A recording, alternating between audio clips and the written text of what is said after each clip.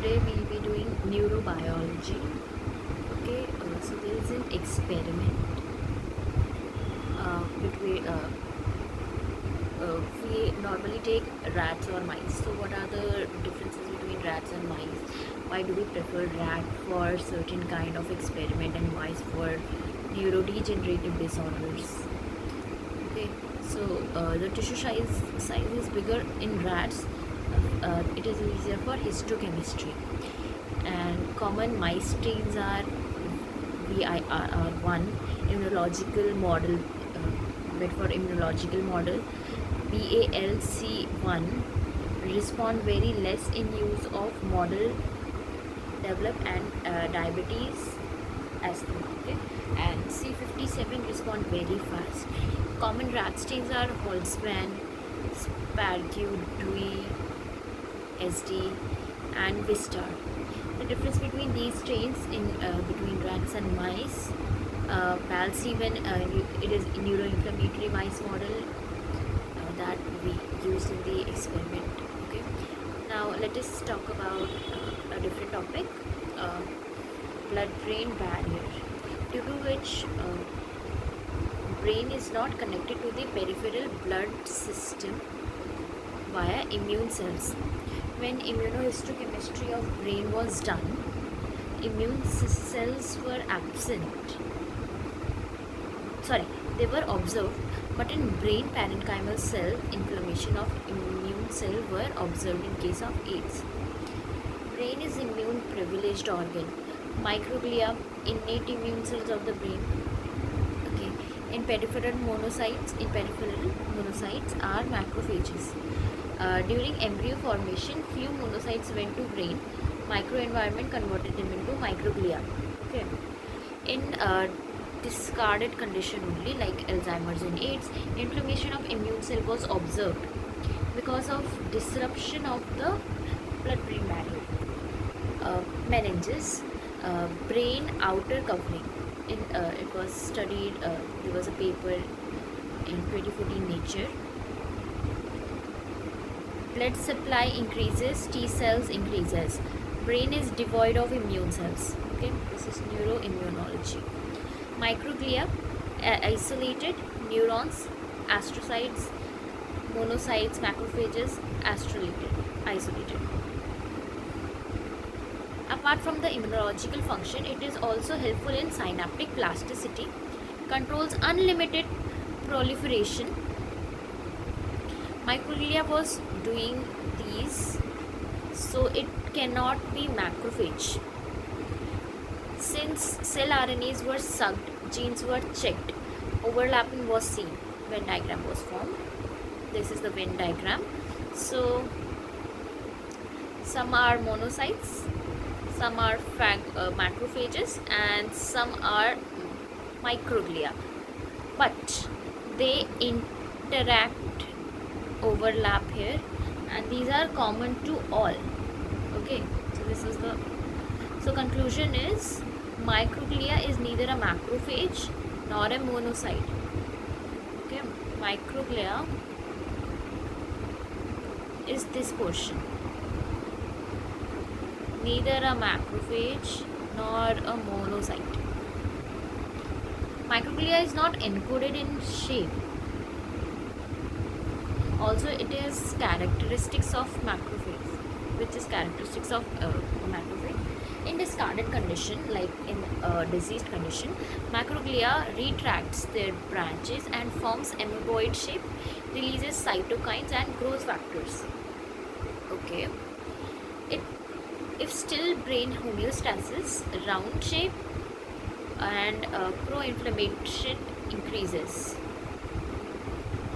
Now,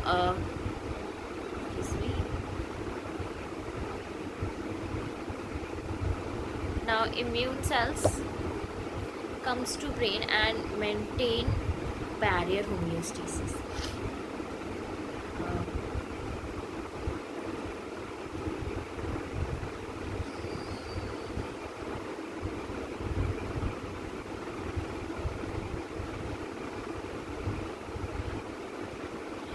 Hippocrates, memory of stem cells, Aristotle, gold radiator, gland. So let us talk about meninges. Three layer of protective covering is called meninges. Some surround the brain and spinal cord. The outermost is dura mater.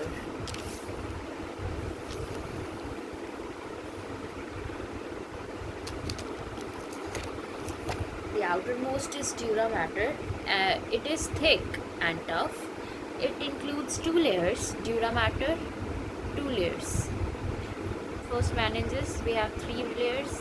Then dura mater, it has two layers. It is thick and tough. It has two layers. Dura mater peristitial layer lines the skull's inner dome, cranium, and the meningeal layer is below. Spaces between the layer also allow the passage of veins and arteries. Okay, there is a space between the layers that allows the passage of veins and arteries that supply blood flow to the brain. Next is arachnoid matter.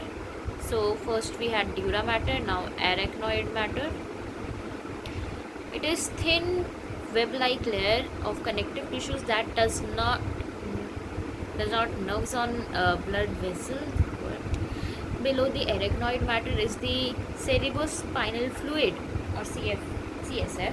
This fluid cushions the entire CNS, brain and spinal cord, and continuously circulates around these structures and remove impurities. Last one is pia mater.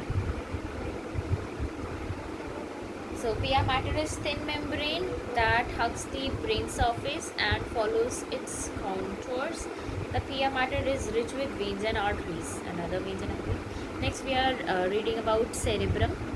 Cerebrum sits at the topmost part of the brain and sources of conscious thoughts and actions. It holds the memories and allows you to plan, imagine and think.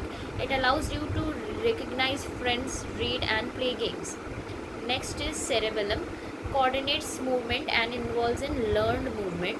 When you play piano or hit a tennis ball, you are activating the cerebellum. Cerebellum, hindbrain. Cerebrum, forebrain and midbrain. Next we'll see different lobes: frontal lobe, motor lobe, temporal lobe, occipital lobe and cerebellum. We already talked about cerebellum. So frontal lobe, it is directly behind the forehead.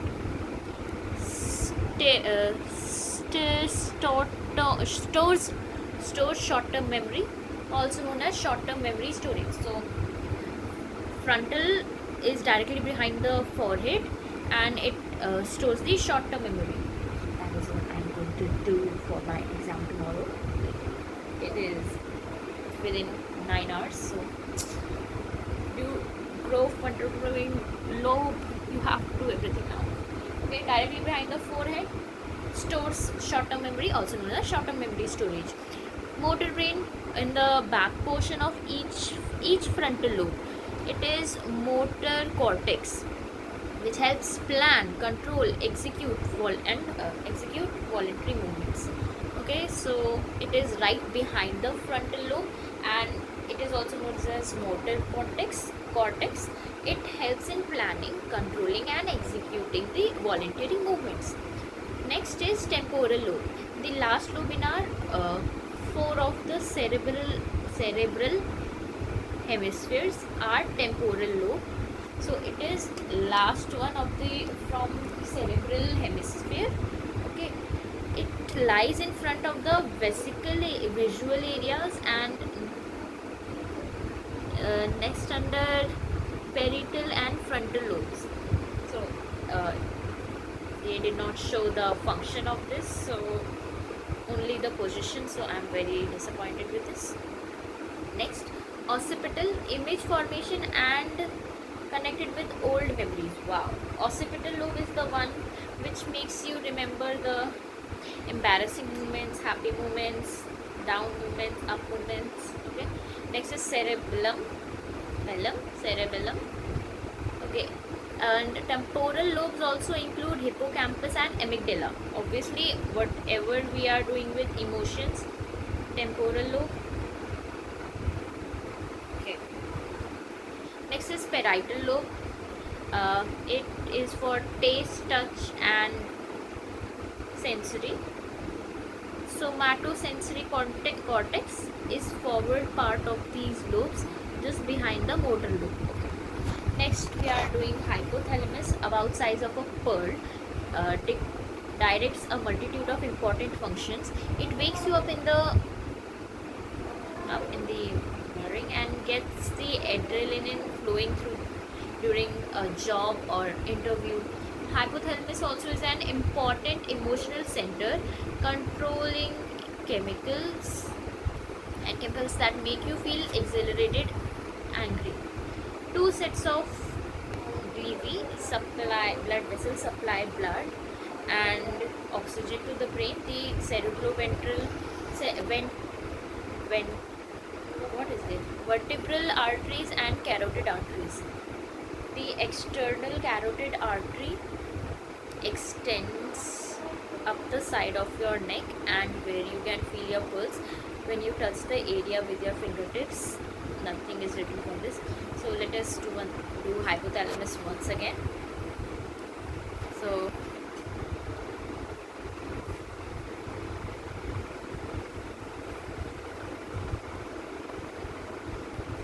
it is about the size of a pearl. Okay, directs a multitude of important function, many important function. It wakes you up in the morning. Okay, it gives you the adrenaline flowing through your body during whatever important thing. Okay, next is also an important emotional center and controlling chemicals. The chemicals that make you feel exhilarated, angry. So first, it is a very small. It has many different functions. It wakes you up during morning. Okay, I don't know if it is morning or something else. MORNING there, and it gives you adrenaline. Okay, and it is also important emotional center because it is controlling the chemicals. What kind of chemicals? Chemicals that make you feel exhilarated or angry. There are two separate blood vessels that supply blood and oxygen to the brain. Number one is vertebral arteries and next is carotid arteries. Vertebral arteries and carotid arteries. So there's something written about carotid artery. So it extends up to the side of your neck and it is where you can feel your pulse when you touch that area with your fingertips. Nothing is told about internal carotid artery or vertebral arteries. So, neurotransmitters, when a signal reaches the end of the axon, it stimulates the cortex. It stimulates the release of tiny sacs called vesicles. Okay. These vesicles release chemicals known as neurotransmitters. Okay. Into the synaptic cleft. So what are neurotransmitters? When the signal reaches the end of the axon, okay, it stimulates the release of tiny sacs called vesicles. Okay, and in these sacs release chemicals. These chemicals are known as neurotransmitters. So neurons releases neurotransmitters within a vesicle. So we know, right, a neuron is there. Neuron, it is like this, and for the next neuron it is like this. So between this is a chemical transferring. This is here electrical transferring happens and here chemical transferring happens. So they are saying that when the signal reaches the end of the axon, it stimulates the release of tiny sacs called vesicles, and these vesicles have chemicals, and these are known as neurotransmitters, and they are into the synaptic cleft. They are released into the synaptic cleft.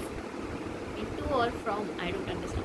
Example is GABA. GABA is a chemical, it is a neurotransmitter.